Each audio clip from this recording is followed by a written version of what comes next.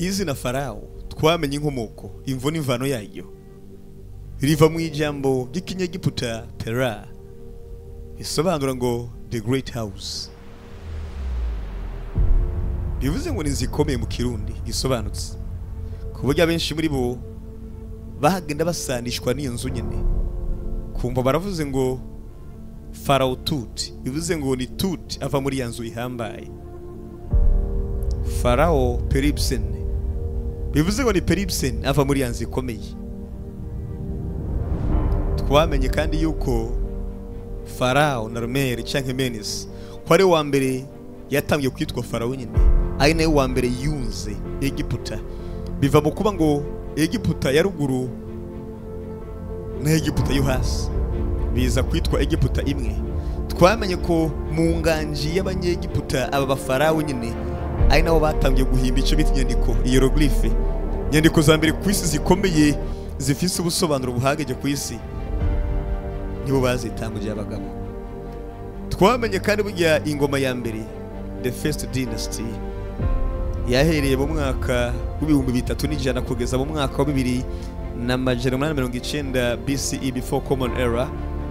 Tukaba tugiye kandi burya kuco bita uruhungo rw'amafa rw'abanyisirayeli, aho ndetse bahunze nyuma y'uko abana ba Yakobo bagurishije mutoya wabo muri Egiputa, aza kuhakirira ahamererwa neza, amafatira ku isi. Abanyisirayeli bahungira muri Egiputa bakigwana ugweze biryoshe bimeze neza, ariko gahunda ntiyakomeje kumera nk'uko bari bayiteze. Ibintu byarahindutse bifata iyindi ntera muri iyo myaka, aho ndetse bagezwe baretwa mu kiringo cy'imyaka irenga 100 hafi na 10 ringahe arabacakara muri Egiputa ku ngoma. Kandi burya Farawo nyine ni naco gihe Imana ngo yarungise Mose agende babohore bavayo, ariko kandi n'inyuma cyane imyaka aragira ikubita Yesu ahungira kandi muri Egiputa ya Afrika nyine.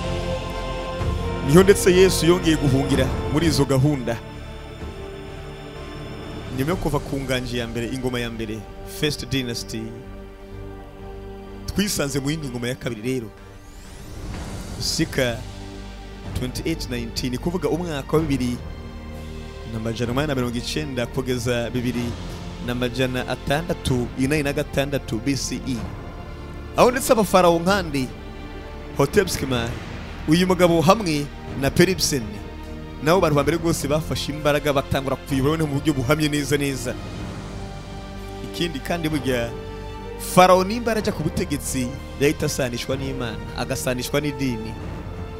Abafarawo nuko babigenza, kuko ubundi abafarawo, umwami iyo yaturuka muri yanzu ikomeye, ubwo nyine yabagaragaje gose Imana Horus, Imana y'igisiga nyine muri bo.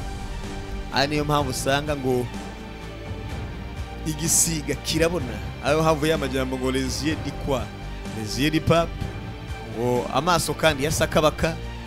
Ikindi kandi ngo sakabaka iri hejuru cyangwa urusiga ruri hejuru cyangwa agaca kabona hafi buri kimwe hasi. Ari no havuye ngo Illuminati, the eye of the God, ni kuvuga ijisho ry'Imana, kuko ubundi Horus yari Imana y'ikinyoni nyine kinini kiba kiri hejuru mugabo kibona buri kimwe hasi, nkuko agaca iyo gakubisa amaso kabona hari kure cyane, kabona buri kimwe. Ari nakubona ngo mu birango biranga aba Illuminati usanga hariho inyabutatu n'ijisho hagati. Rijya jisho bakagita ngo ni the eye of the God, ijisho ry'Imana nyine. Iyo Mana bavuga ni Horus muri izo gahunda nyine.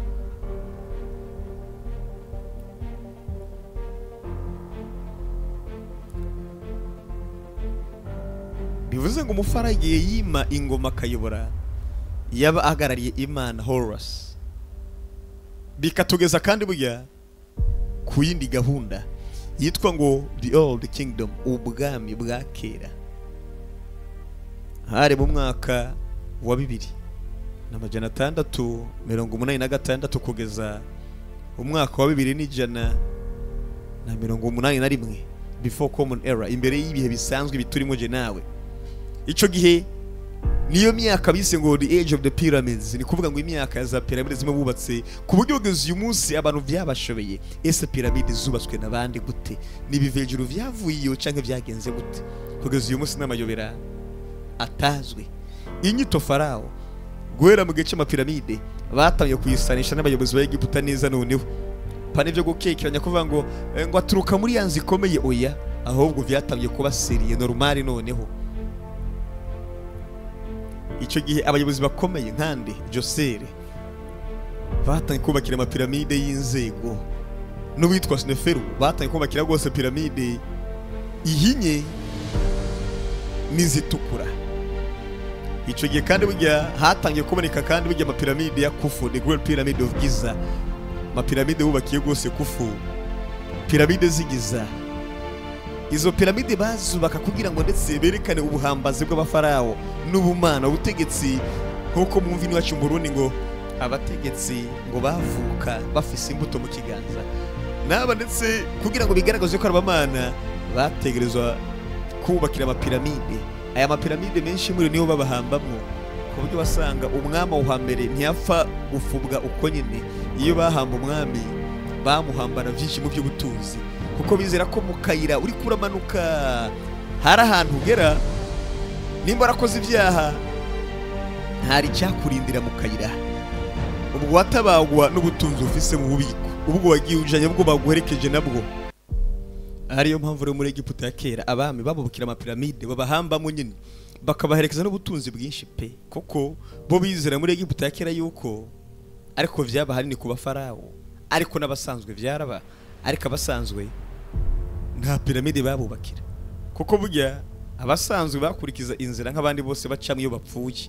Ni nako bizera muri Egiputa ya kera urupfu ntibarubona nk'iherezo, oya, ahubwo barubona nko kwimukira mu bundi buzima, icyo bita transition to the afterlife. Afterlife ni kuvuga ubuzima inyuma y'ubuturimo, kwari gukomeza kubaho ariko mu kirere cegejwe, mu kirere nyine cyera.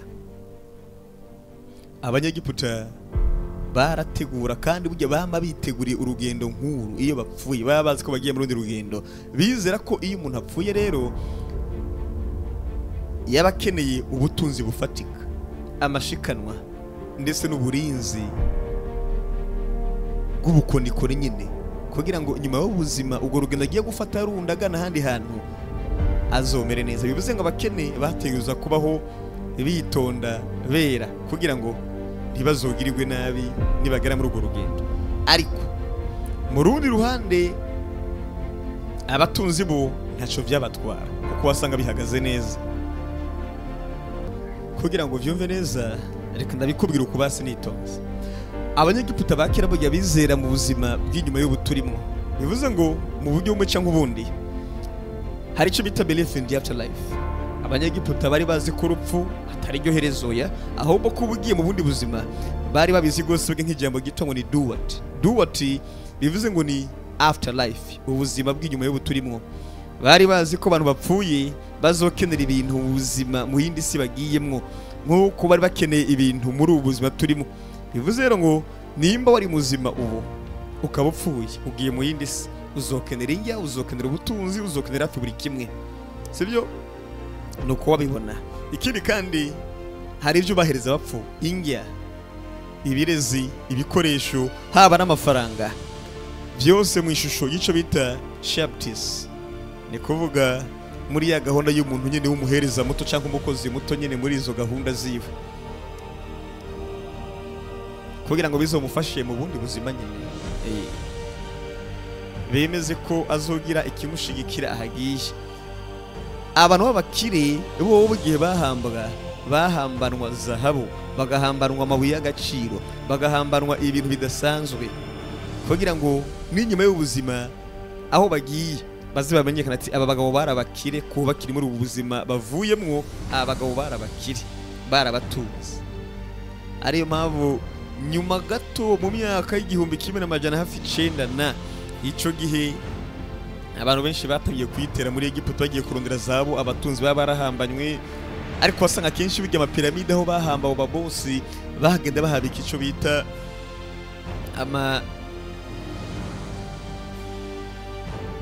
amapudre nyene ashobora gutuma winjiyemo nabi anakwica, amasiyanide, ibintu nk'ivyo onye, ku buryo winjiyemo hagenda nabo ugasanga benshi muri bo bagiye bahiga ndetse ubutunzi bwagiye busigwa n'abakera, abatunzi, abami, abenshi ubwe ntibigeze babaho, benshi bagiye bapfa kubera izo mpamvu, ngo bari guhiga ubutunzi bw'abantu ba zamani bafuye ari bakire. Ikindi kandi bishingiye mu madini yabo n'imigenzo yabo, urabye neza mu gitabo bita The Book of the Dead, ni kuvuga igitabo cy'abapfu, igitabo nyine kigena abantu bapfuye aho bajya, uko bigenda muri izo gahunda nyine. Ni ukuvuga ngo ni igitabo cyuzuyemo rwose imitongero nyine, aho hantu hariho inyobozo itegerezwa kuyobora roho y'umuntu iyo yapfa agiye mu bundi buzima. Aho wasanga rwose bakubwira ko umupfu bamushyirako ibiheko, bakamushyirako n'imitongero nyine imeze nk'ibintu by'amaroziro cyangwa amasengesho ameze ukuntu, bakamuha kugira ngo uyu mupfu agende kurindwa imwemu mbi ahantu agiye mu kuzimu. Ikindi kandi hariho nko gutanga ibimazi ku bamana cyangwa amashikanwa. Hari ubutunzi bumwe bahereza abamana nka Osiris cyangwa Anubis cyangwa Ra. Abo bamana bari bakomeye ku buryo babahereza ubutunzi runaka nk'amaturo nyine, Osiris, Anubis cyangwa Ra, kugira ngo mu nzira uyu mupfu wabo agende neza. Muri makaba bamana bamurinde amadayimoni, bamurinde imyuka mibi nk'ukuri kuvyumva. Ba Farawo rero nk'umwami Tutankhamun rero we yahambanywe ubutunzi bwinshi butabaho, kugira ngo ahagiye mu yindi si bisanishwe n'ubumana budasanzwe, noneho bamuhambanye byinshi.